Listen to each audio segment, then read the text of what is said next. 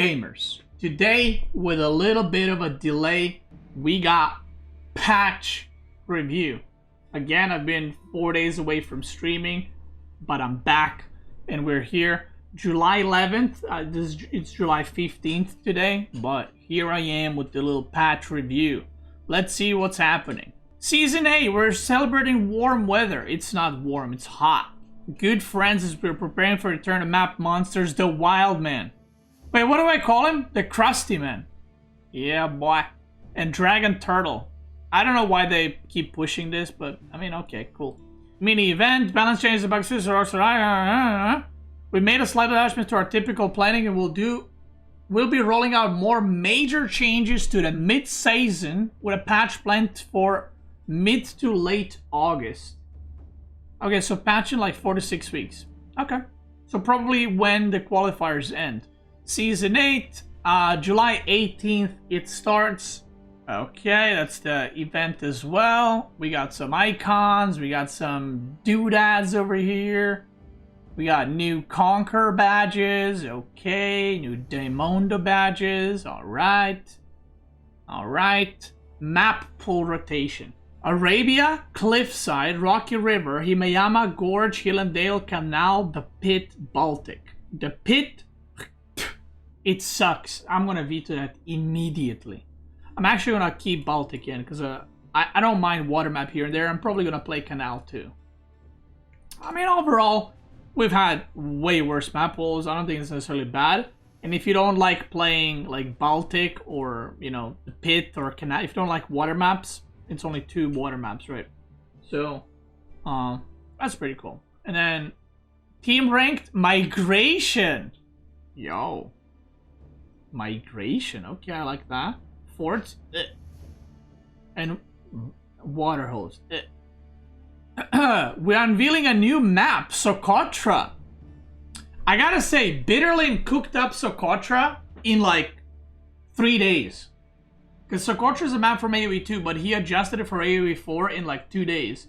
And I gotta say, Socotra, I don't think it should be a standard map. I don't think it's the best map, but I think it's a decent tournament map.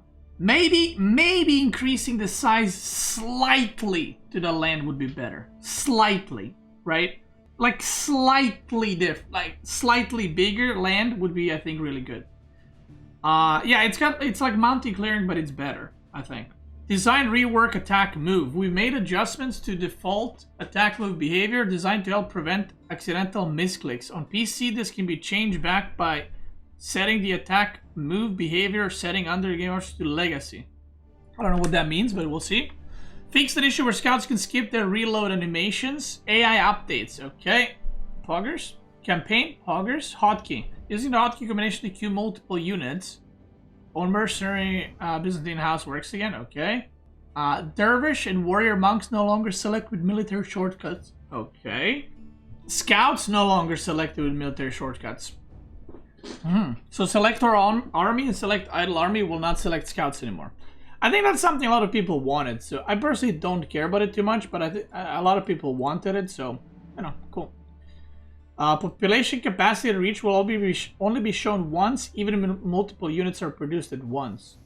Okay, I don't know how exactly that looks, but I guess we'll see.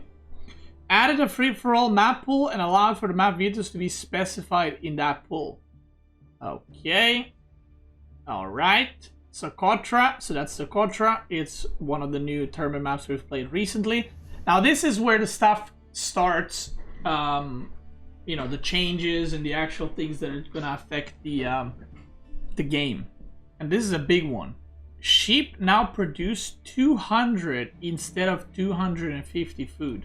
2 additional sheep spawn under each player's starting town center. Developer note. The intention of this change is about to guarantee a safe amount of sheep for each player and reduce the chances of games swinging as a result of one player getting the majority of sheep on the map.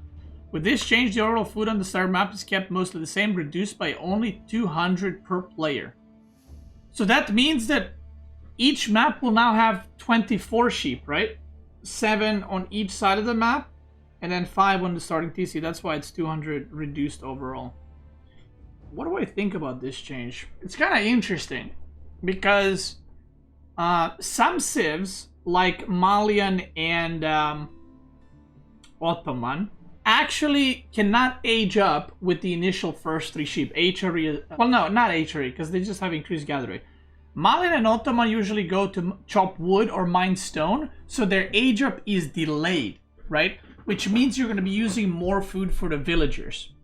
So basically what's happening with this change, instead of having 750 wood under your town center, now you're going to have 1,000 food, which is going to allow you to be... Rustu, yeah, Rustu. This is like buff for Rus, Ottoman, and Malian early on. Because you usually, especially with Malian, if you play Malian, when you chop a tree to build the houses, you need to return at least 1 or 2 sheep to the TC before you start aging up, or you will run out of food and you can produce villagers. So in general, you can stay longer on the map and you don't have to bolt back immediately, right? So that part is pretty cool, because I don't like the RNG personally. I don't think it's fun or you know, good in any way. And you have 200 less food on each per player, so 400 less food on the map, which is not that big of a deal. Basically, you each have 1 less sheep, which is probably going to promote players actually going out on the map and, you know, and getting food sources and all that. So yeah, all right. I mean, I don't mind it, right? I think it's a good change. I'm always up for less RNG. Map-specific changes. Baltic fixed initiative could not be built to trees. Alright. Cliffside. Neutral gold and stone mines no longer spawn on the cliffside in a way that prevents... Oh, thank fuck. There's nothing worse than playing Mongol or Malian on cliffside and you just can't build the pit or Uvu. Himeyama. Neutral gold and stone miners no longer spawn near cliffs. Warring Islands. Fix the graphics. Okay, whatever. Fixed issue to cause performance issues when interacting with the player profile. Ooh. Fix the bug where the game would crash if the player clicked on a unit upgrade in a global queue during a replay. And free camera was turned off. Okay, I did not even know that exists. Fix the bug where the game would crash if the players pressed Control H while observing a match and free camera was turned. Okay, I did not know that. Okay, destroying a stone wall. Bash will destroy neighboring wall segments to guarantee that larger units like Ram can move through the resulting hole. Didn't that happen already? Wait, what? That happened already. Bastion is a corner piece? Oh. Wait, did it not do it that already? Okay, progress. Addressed issues with information leaks in Fog of War related to construction AI. UI. Wait, what does this mean? Does this mean if you're trying to build a wall and there's enemy units, now you can't see that you can't build? I think that's what it means, right? That's the only thing I can think of.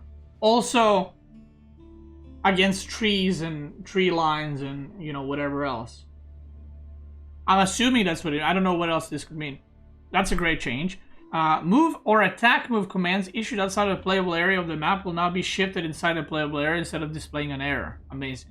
Fix the crash that could occur while loading into multiplayer game. Amazing. Defenses now properly show the building's default weapon range from pre and post construction. Amazing. Okay, what does this mean? We've adjusted the default attack move behavior. Made an adjustment. Previously, when issuing a command attack move to a unit or building, the attack move was converted into a forced attack command. As if you right-click the unit. Right. It's particularly made difficult to use attack move around areas with a lot of farms. Ah, okay. It would often lead to misclicks where you accidentally attack move. Okay. I actually don't know if when I target fire, do I press A left click or do I just right click? I actually don't know. Yeah, I actually don't know. This is big though. This right here. So late game, I don't know if you guys had this. You probably see it on my stream. When there's farms in the late game and I'm trying to shift, I go like this. I shift click, and then I shift click to the farms and I can't A move after that because I'm A moving on fucking farms. And then it just goes attacks the farms. So now you can basically click on top of a building and it will not focus fire it. It will just do the A move. That's interesting. I'm definitely gonna try it. The new default attack move behavior always treats the attack move as a ground click. Okay. Okay, I'll try it. Okay, amazing. Dominion fixed. Docks and House of Wisdom now have both an economic and military rally point. But this is like what old games used to have. When setting a rally point with right click, setting the target to a fishing deposit or trade settlement will default to setting an economic rally, while anything else will set a military rally. Thank fuck. I actually hate this on water. Because, example, your army, your ships are front, your fishes are in the back. So sometimes you want to add a fishing ship here and there.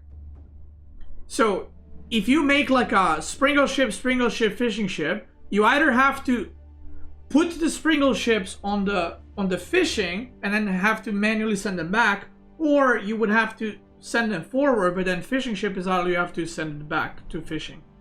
So I like that. That's a great change. Love that. Amazing. Rally points can now be queued using the hotkey or command card. Okay, for sure. It is now possible to buy sell resources the market in batches of 500 while holding shift. Was that not a thing already? Or was it just for sending resources? That's cool, because you can sell resources at 500, I know that. Yeah, okay, cool. After defeating a forced attack target, buildings will scan for a new target instead of always falling back to their previous target. So if you have a keep and you right click on something, if you force something with a building, it would always attack the thing it was. Oh, really? Does that matter? I mean, that seems like, okay, sure. If this means you can shift click, that's OP. But if it's just not choosing the previous target always, I mean, okay. Sure. Siege weapons that are too close to their target to fire on them will now attempt to move away from the target to a position where they're able to fire. They will only do this if they're attacking a target that cannot move, such as a building.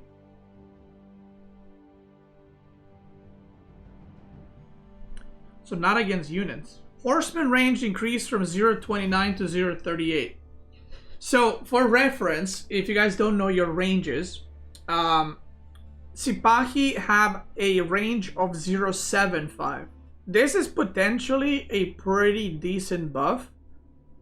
It doesn't seem like a lot, but anytime you change basic units is a huge buff, right? Or nerf. So giving horsemen more range makes them better against everything, right? It's not just against siege. It makes them better against everything, including archers. So it's going to be interesting to see how this plays out. I would have to see it in the game for exact range. But yeah, blocking siege is going to be a lot harder, which is, I'm assuming this was the main reason for, and I think that's cool. Secondary town center have a garrison slot increased from 7 to 8. I mean, okay, a little bit more defense. Arrows. And 1 garrison spot, sure. Villagers will now deposit carried resources after completing construction of farm. I've seen this, and apparently in AOE2 this is how it works. So basically, farms are gonna be treated like they're economic buildings, and if you have gold and you build a farm, it's gonna drop off the gold at the farm, right? That's it.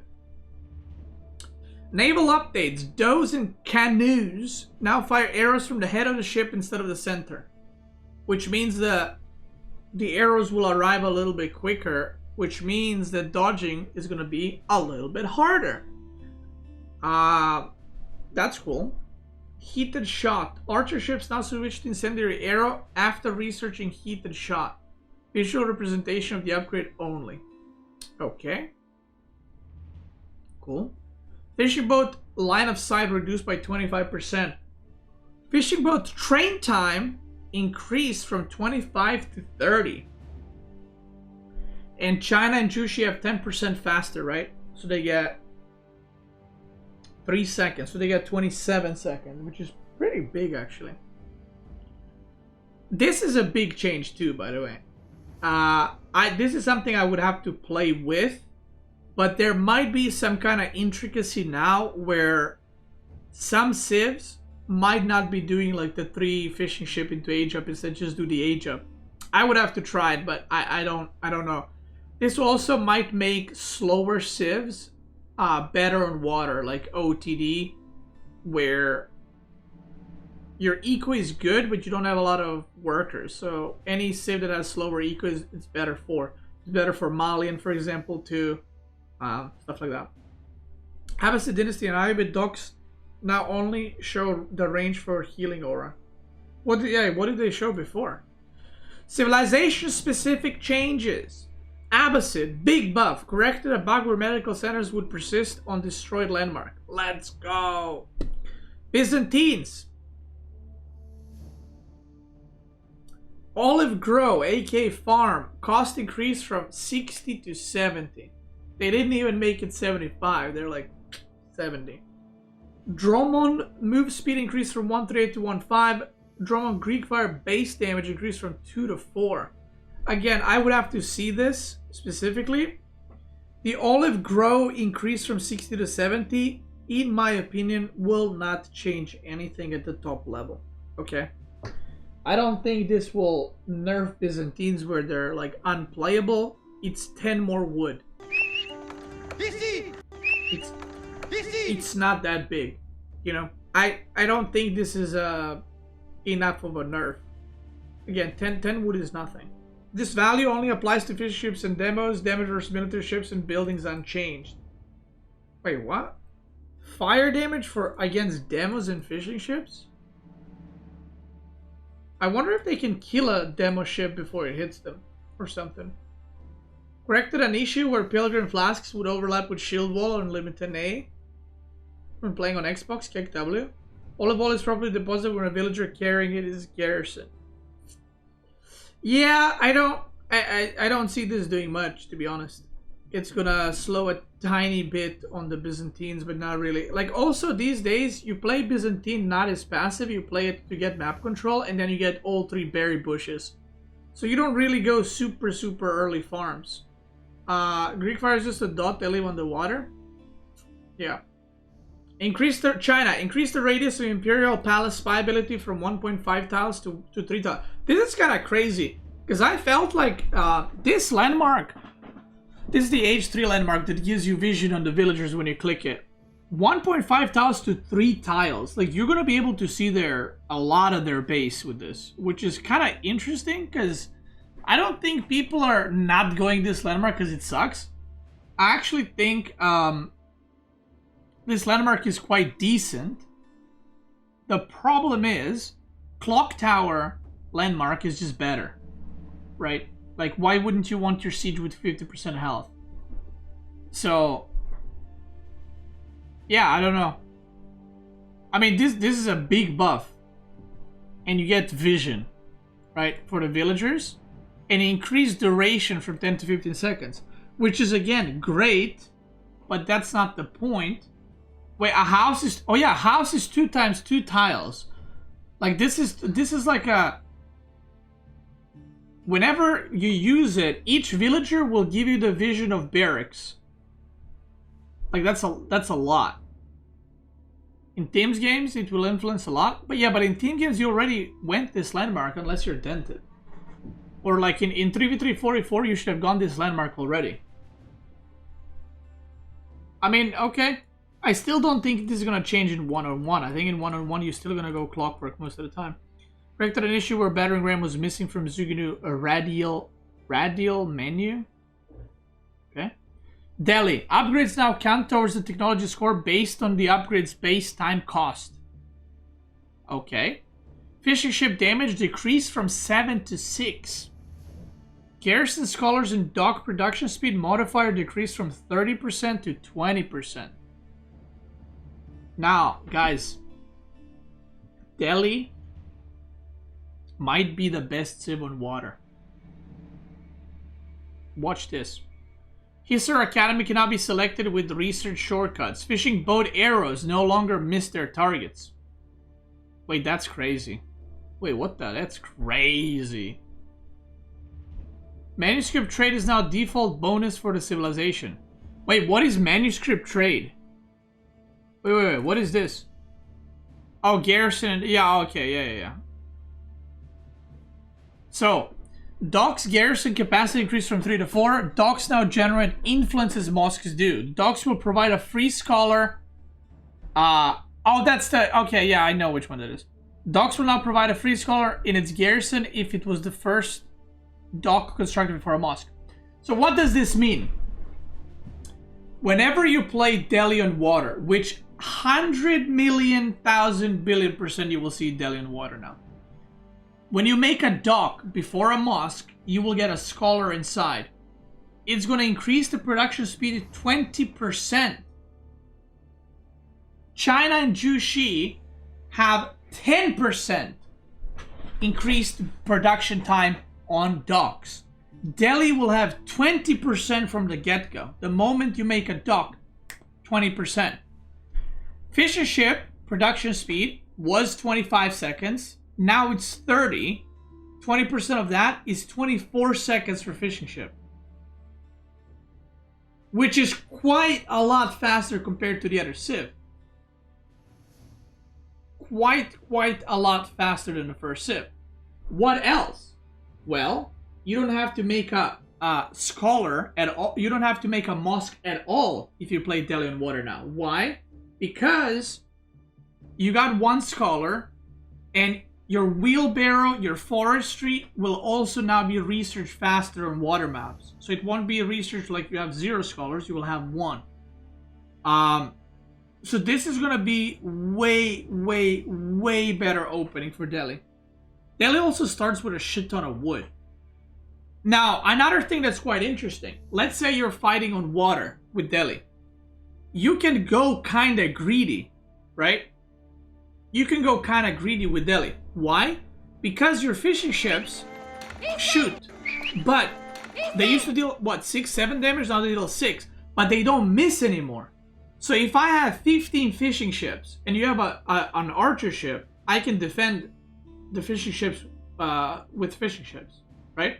So you can actually go a bit greedy with Delhi, like a boom, and the opponent will probably always be behind on eco.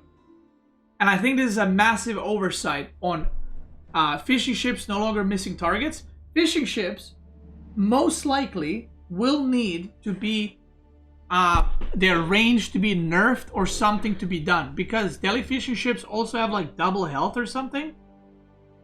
And now their shots don't miss, so you can't dodge their arrows anymore. So what's going to happen is Delhi will always have more fishing, right? They will be able to defend that first arrow ship or springle ship that comes. Their upgrades are free, right? Their upgrades are free. Let me remind you. So they're going to have better fishing eco. Their upgrades are going to be free. And you're most likely not going to be aging up with Tower of Victory. You will have to go Dome of Faith. Because, check this out. This is a very cool part about Delhi. You can fit 4 scholars in a dock, which means you can blast ships out of it. I don't know how the percentage works. Is it 20% and then 20% on the 24 seconds? Or is it 80% total? I don't know how the math is done there. But you're going to be able to produce a springle ship in like 10 seconds. Yeah, Delhi fishing ships have 50% HP extra. Yeah, it's not double, it's 50%. Isn't it cheaper to make more docks? Yes and no. It would be if that's the only thing scholars did. But scholars also boost your research speeds on everything. So you can actually get the fishing upgrade for Delhi very early as well. Manuscript trade is the upgrade on the dock that allows you to put scholars inside the docks. You're just getting it for free now because you make a scholar with a dock. That's it. So, I don't know. I actually think that Delhi will... I'm not going to say it's going to be the best Civ, but it's going to be very strong, to say the least. And it will, I think, for the first time ever, will be playable on water maps. You can also get free, like, Blacksmith and get +1 ranged attack. Because, again, it's free. So, yeah, we'll see. I mean, they're good buffs, right? I'm not going to say Delhi's going to be broken. It might be. I don't know. I will have to play and see. But it's going to be very good. English. King train time increased from 35 to 50 seconds. White Tower production speed reduced from 100 to 75 seconds. White Tower will remain exactly the same. As in, if you go to TC, you will still go White Tower. 25% nerf on production is not that big, in my opinion. It's a nerf, but it's not that big of a nerf. The King one is massive at the top level. 15 seconds extra for a King means... I mean, I would have to play every matchup, but it's going to change every matchup a little bit. So before in a matchup where you would have to make Spearmen because the King would arrive, now you can skip Barracks, and now you can make a Tower and upgrade it in time. Or, you know, instead of when making a second TC, you have to put it next to your, close to your main TC because the King comes. Now you might be able to, you know, put it in place by the time the King arrives. So this is a big nerf. This is so-so. It's a nerf, but it's not going to impact the choice of White Tower as much. So it's going to be interesting to see. I think King on water maps or hybrid maps will still be as good. But King on land maps will definitely be... definitely is going to be affected. We'll see to what extent. I don't think that people are just not going to go King anymore. But 15 seconds is a lot at the top level. A lot. Town centers for French. I wish my girlfriend thought 15 seconds was a long time. Alright. French town centers work 10, 15, 20, 25% faster per age, change to 15, 15, 20, 25. So basically what this means is now the villagers in Dark Age will be produced 5% faster. And I think this is what it used to be, right? When French released, this is what it used to be. So this is, it might not... What is the math on this? Does anyone know? Are you going to have like an extra villager by the time you're out of Dark Age or something? Plus one villager when you get out of Dark Age? I mean, that's I know people like look at this and like, it's 5%. But that's actually a lot. One villager extra is a lot. So that's gonna make their eco feel a lot better. Is this gonna fix the French, Civ? I mean, I don't know. Hey, Tote, wanna come in? GG dog, everyone. I don't think this is gonna like make French broken or something like that, but it's definitely a buff. Red Palace landmark influence increased by +1 tile to match normal keeps. Okay, we like that. Artillery shot has been reworked. Target ability that increases the range of the cannon by +5 tiles and damage by +30% for one shot. This is poggers. Can only target buildings, can target and shoot into Fog of War, reveals the shot location through Fog of War for 3 seconds, 200-second cooldown. That's cool. And that's all it is. Ain't nobody not going Red Palace, man. Like, you go Red Palace. You're not gonna go this landmark. It's just not gonna happen. You're gonna go Red Palace anyway. But, I mean, they're trying. This is a passive buff for Byzantine. I mean, they need all the help they can get, let's be honest. Marching drills move speed decreased from 5% in Dark Age and 10% from Feudal onward. So they nerfed 5% marching drills in Dark Age, and then it resumes 10% in Feudal. I mean, okay, it's nerfed for Dark Age, but I think they need to nerf HRE. I think Chapel should be nerfed. They should buff something else, and then they should nerf Imperial. Although if you nerf Chapel, you're also nerfing Imperial. HRE farms under Chapel are too strong in the current meta. The way the game is played is too strong. It didn't used to be a problem back in the day, but because a lot of things were different. It's kind of how I feel about that. Yeah, maybe nerfing Chapel like 5 or 10%. And Swabia should not be discounted. Yeah, I think that'd be good too. Or maybe it'd be kind of cool if Elsbach was discounted, right? And then Chapel was normal price. I think that'd be good. But I think HRE should get some nerfs too. Not nerfs. They should. I mean, they are nerfs, but they should change the way they're played right now, because they're played like I sit in my base. You know, and I don't think that's good gameplay. I think any civ that's I sit in my base civ should be changed. Japanese Shinobi blink cast time reduced from 0.85 to 0.4. Shinobi sabotage cast time reduced from 2 to 125. So buffs to Shinobi, which, funnily enough, doesn't do anything except buff Japanese on water, which was already very fucking good. And I think what they're trying to do with this is buff Shinobi so people use them on land. They will not use them on land. They will just continue using them on hybrid because that's where they're fucking busted. So, I mean, okay, we just made the Japanese even better on water. That's about it. Atakekw Bune cost reduced from 170 to 2220 to 100 to 2220. Okay. Atakekw Bune rocket damage increased from 30 to 40. Okay, it's probably still terrible. I haven't tested it, but it's probably terrible. Can't you just blink to TC and sabotage it? You might have enough time to do that now, because 04, 08. Yeah, it's like you gain 1.2 seconds. You can definitely blink on top of TC and disable it. Yumiya Shigaru feudal health increased from 60 to 65. This is a very interesting one. I talked about earlier with the horseman, but anytime you buff a basic unit, 5 health is a lot. If you got 40 of them, 5 health is a lot.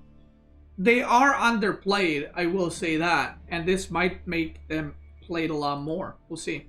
The Tara cost reduced from 75 gold 25 stone to 50 gold 25 stone. That's the +1 damage on melee units. Cock Township now benefits from Military Academy. Oh, for Shinobis? Okay. Japanese corrected selection.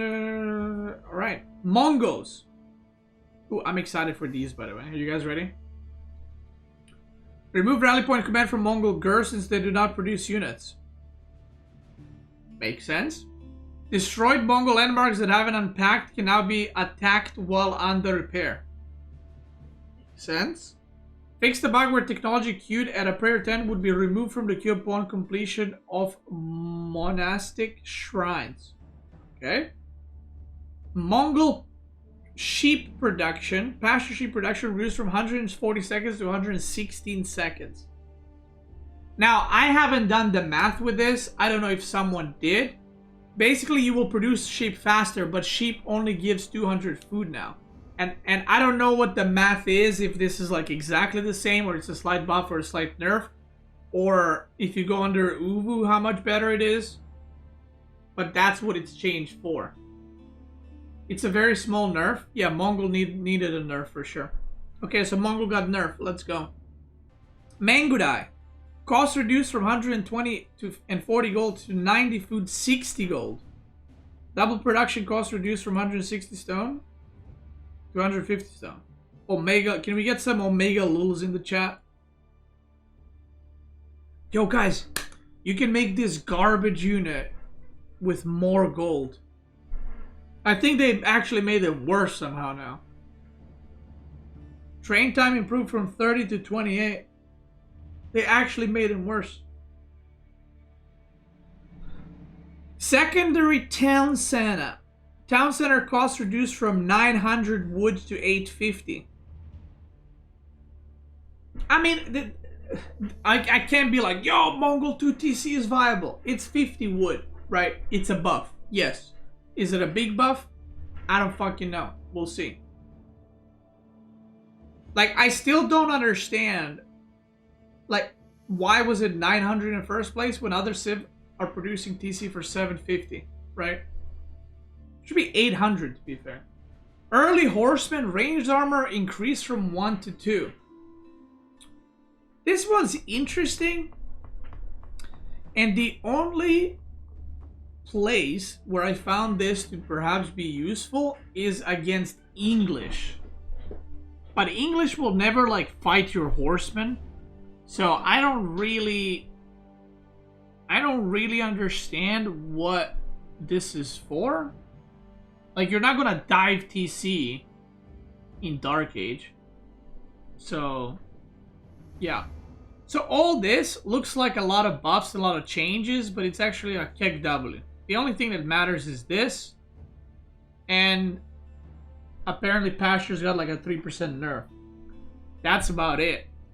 And I'm a bit sad because I've been asking devs for a while to give them economic upgrades in Deerstones, which is not a massive buff. Like, this is the thing. I don't think Mongol needs like incredible massive buffs. But if you could upgrade eco stuff in Deerstones, then you could have a build where you age up and you upgrade wheelbarrow plus double broadaxe. You know what I mean?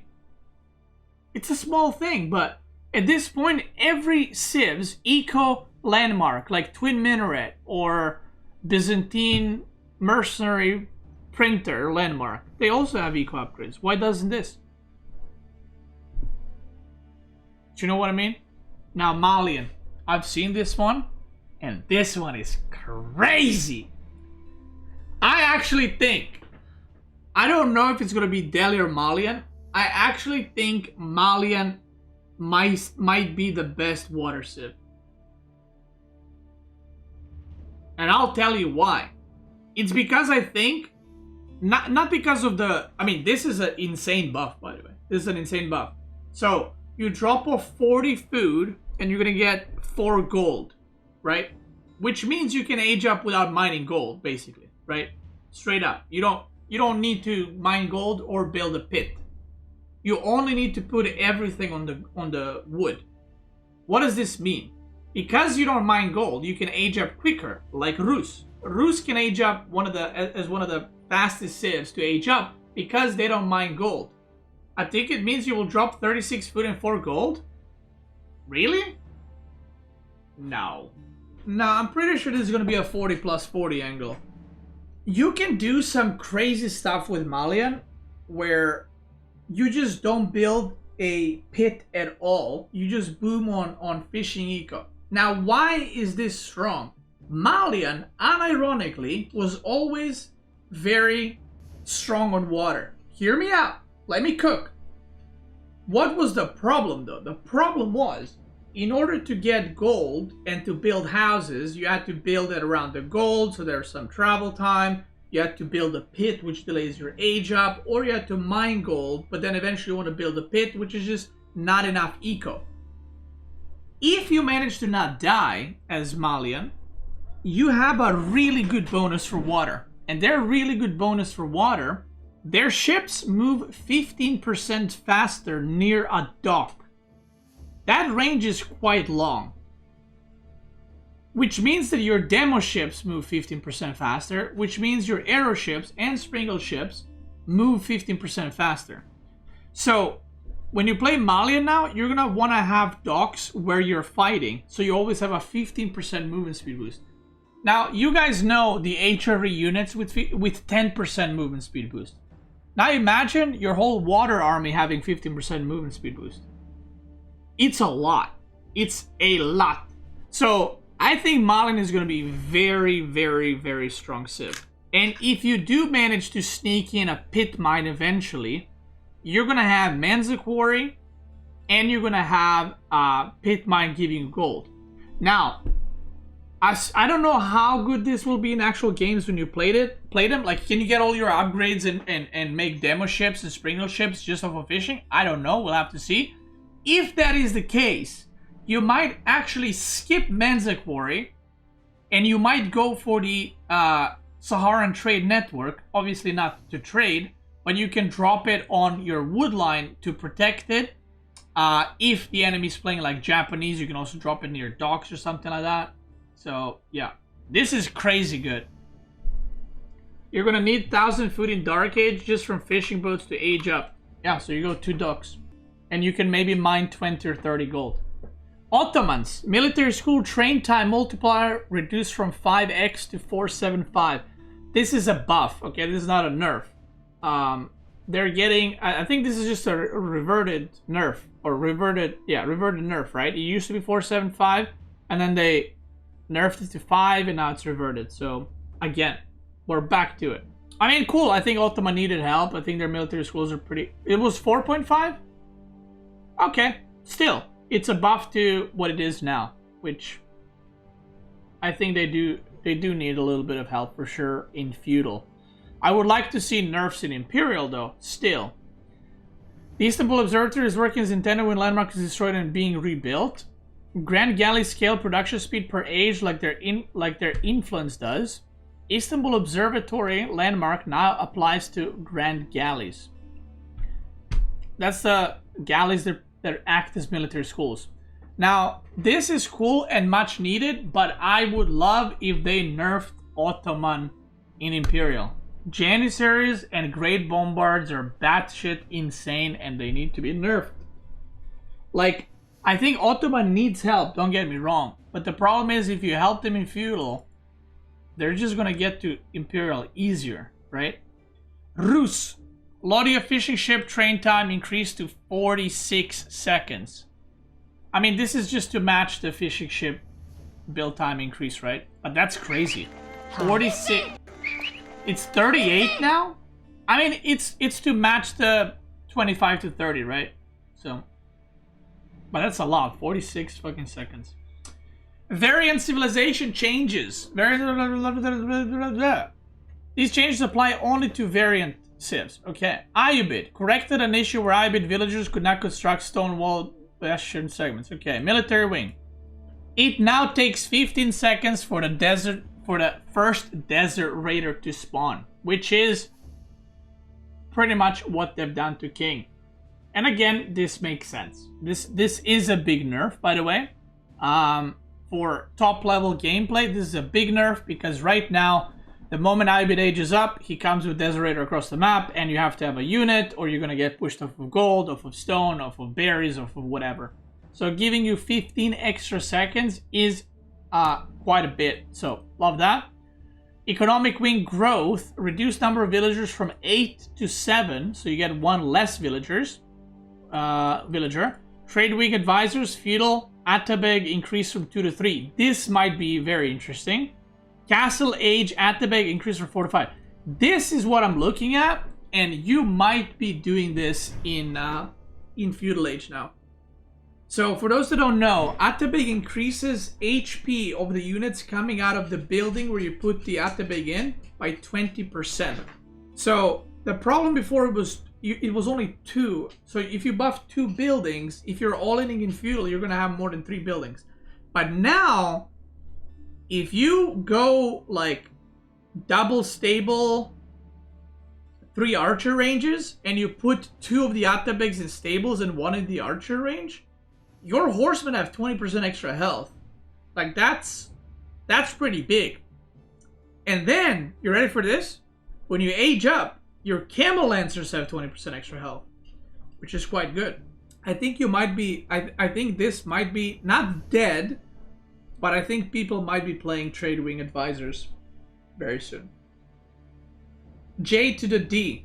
Artillery shot. Okay, Kek W. Same as French.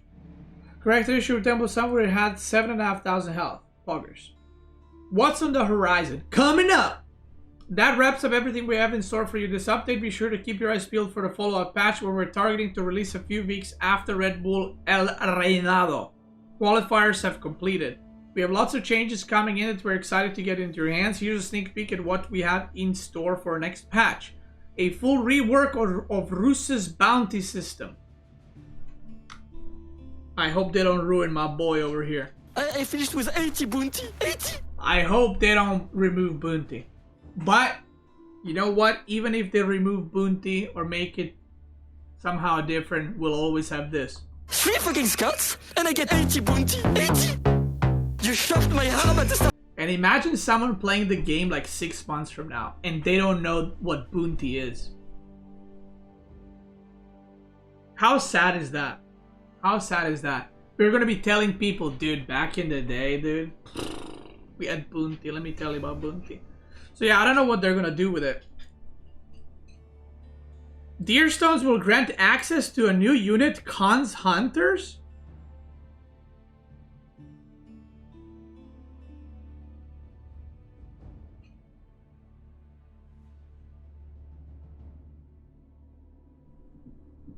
Wait, hold up. Wait, I wonder what they're gonna do. Khan's Hunters. They gotta be on horse, right? But if they're on horse, wouldn't they just be Mangudai? Pro Scouts? Bro. Dude, if these are Pro Scouts... Pro Scouts Mangudai? Bro, I'm about to fucking faint over here. Stop. I don't know what these are, but I'm excited. Because you guys know, Mongol was my first love in AOE4. If you guys didn't know, for the first like 3 months of AOE, I just played Mongol. And I love Mongol. But they're shit. When I play Mongol, it's a distraction. But also I don't play it a lot, because most of the time, it's not a distraction. House of Learning will receive some new and compelling technologies. Oh no! Stop! They're just giving it more and more text. It's gonna take like 3 hours to research all House of Learning stuff. Compelling technology number 9. Guys, this one is gonna make them go for House of Learning, I'm telling you. A mid-season map refresh. Love that. Many more balance tweaks. Map monsters. Guys, the Krusty Man will be back in Map Monsters event. We're also turning our attention to what's next as we plan for our Season 9 release later this year. And even more exciting offerings in Spring 2025.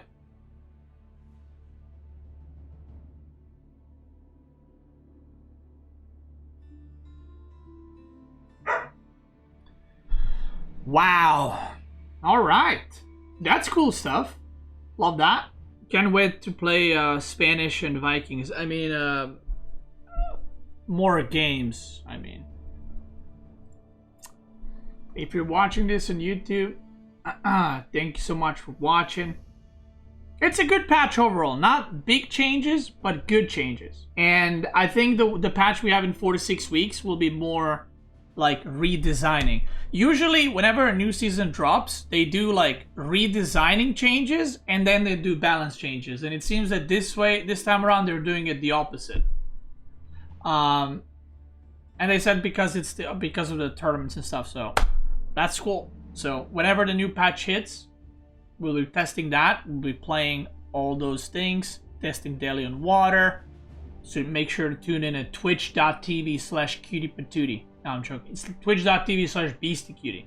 And then when the new patch hits, obviously, or the new patch is coming out, I'll also cover that. So if you're watching on YouTube, thank you so much for watching, ladies and gentlemen. I hope you had a great day, evening, morning, whatever it is. Twitch gamers, let's keep going.